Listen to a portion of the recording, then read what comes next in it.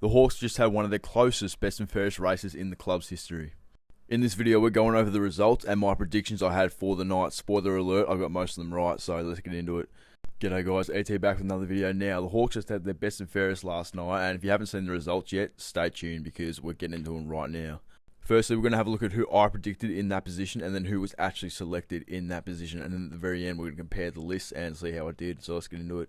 Firstly, at 10, I had Josh Ward, and the real selection was Lloyd Meek and Mario Chol tied for 10th.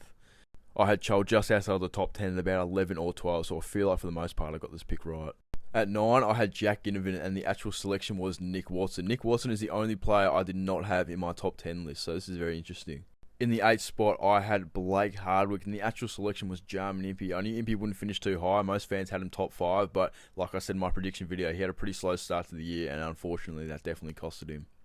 At 7, I had Dylan Moore. The reason I had Moore so low at 7 is because he was a little bit inconsistent and had a down year compared to last year, and Battle was just simply consistent the whole way through. But you can pretty much swap these guys around.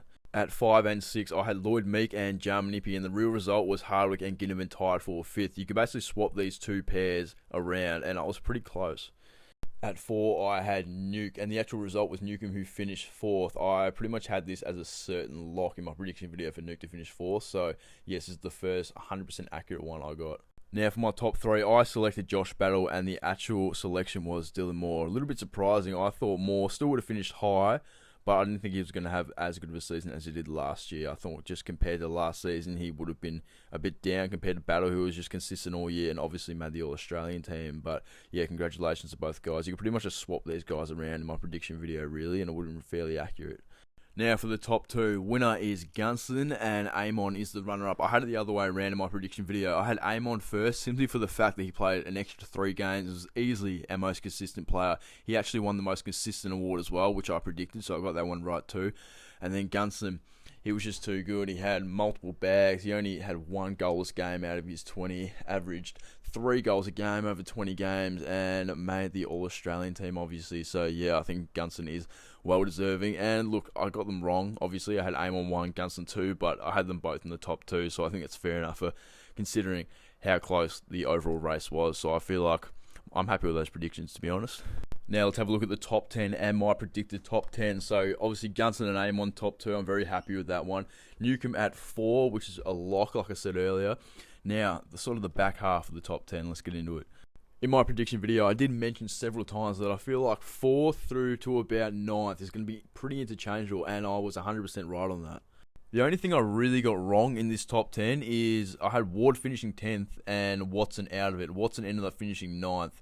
Now, I don't know who else finished between 12 and 20, for example, but for the most part, I got 10 out of the top 11 right, which I'll take any day of the week.